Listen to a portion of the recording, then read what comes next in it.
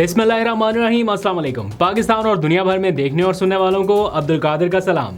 पाकिस्तान में 26 जून है। आज supreme court, high court, Adiala jail और पार्लियामेंट हाउस से काफ़ी अहम डेवलपमेंट्स हैं। सुप्रीम कोर्ट से ऑब्वियसली मखसूस नशिस्तों का केस, इस्लामाबाद हाई कोर्ट में इमरान खान का केस और अडयाला जेल में उनकी मुलाकातें, और फिर पार्लियामेंट हाउस से कुछ ऐसे मनाजर जो शायद इमरान खान को बहुत ज़्यादा अच्छे नहीं लगेंगे। वो जिस चीज़ से मना करते हैं एग्जैक्टली वही आज फिर पार्लियामेंट में हुआ। उसकी तफसील मैं कुछ देर में आपको बताता हूँ, लेकिन पहले ज़रा सा आ जाइए इस्लामाबाद हाई कोर्ट शोडाउन के हवाले से, क्योंकि बहुत तैयारियाँ की गई थी इसकी। और खैबर पख्तूनख्वा से तमाम अरकान असम्बली यहाँ पहुँचे, अली अमीन गंडापुर भी यहाँ पर आए। इस्लामाबाद हाई कोर्ट के अंदर बाहर रश लगा हुआ था। ऑब्वियसली इमरान खान का केस था और सबको अलर्ट किया गया था कि सारे लोग यहाँ पर पहुँचे इज़हार यकजहती के लिए।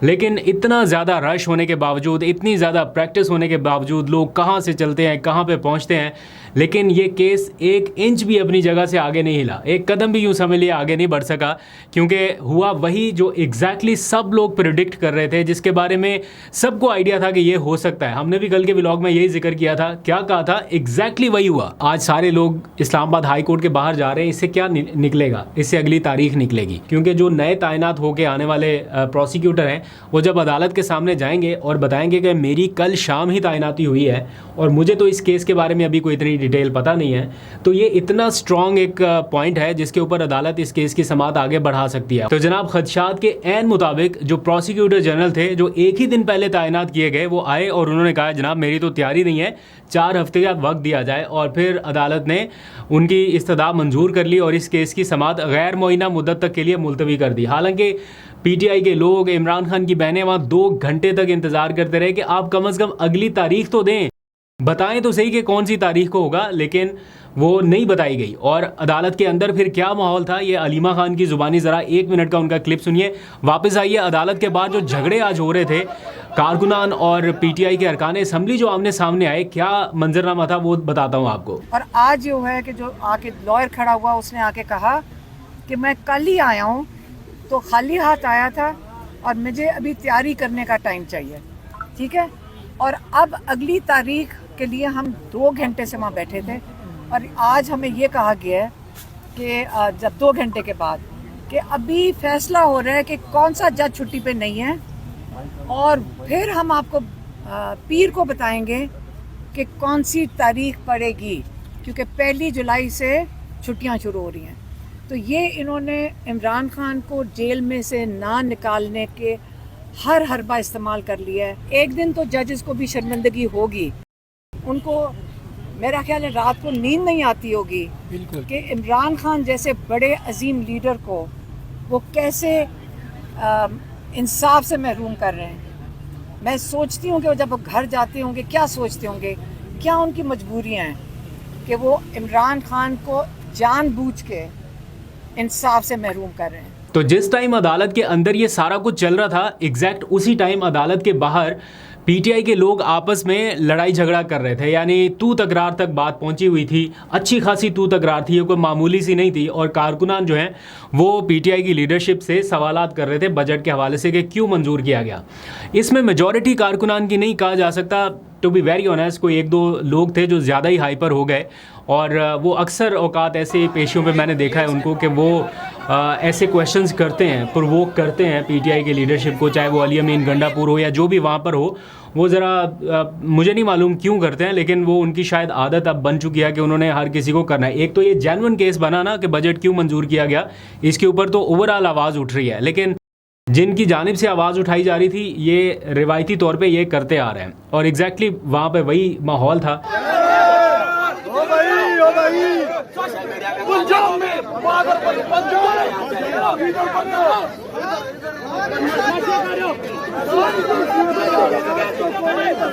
आप लीडर बन जाओ ना।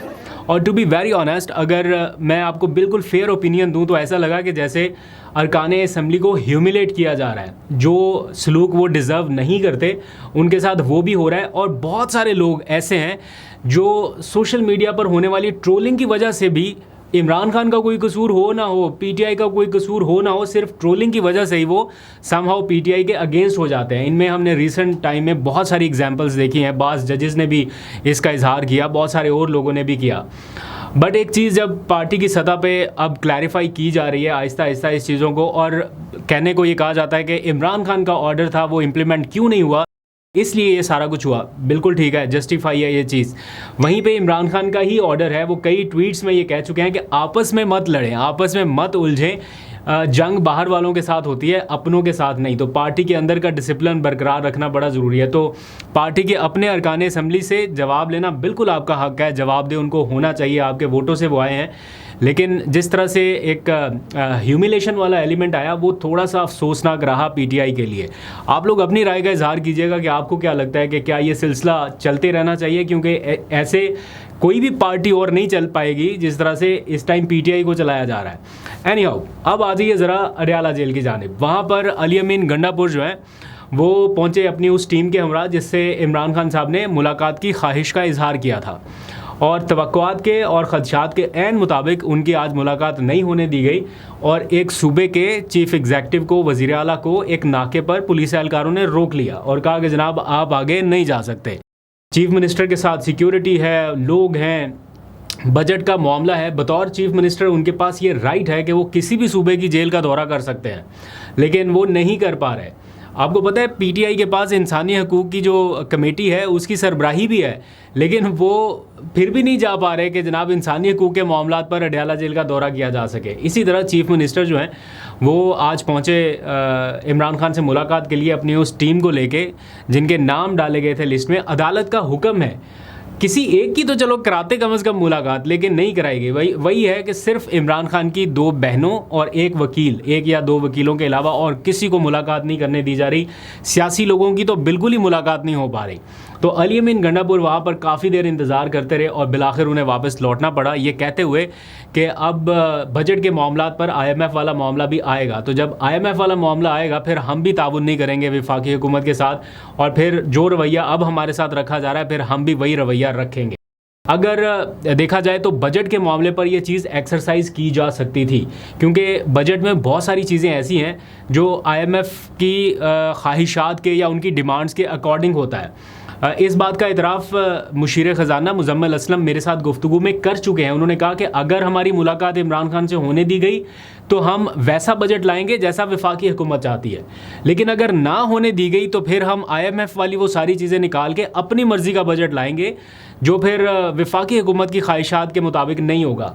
तो अगर इमरान खान से मुलाकात नहीं हो रही थी और बजट पास करना ही था तो फिर कम से कम कोई ऐसा बजट पास किया जाता जैसे 26वीं तरमीम में था ना, कि अगर आपने ये तरमीम मंजूर कराई मौलाना को नहीं कहा जाता था, तो फिर ये वाला ड्राफ्ट आएगा, अगर आपने साथ ना दिया, ब्रूट मेजॉरिटी के साथ करना पड़ा, तो हम वो वाला ड्राफ्ट करेंगे।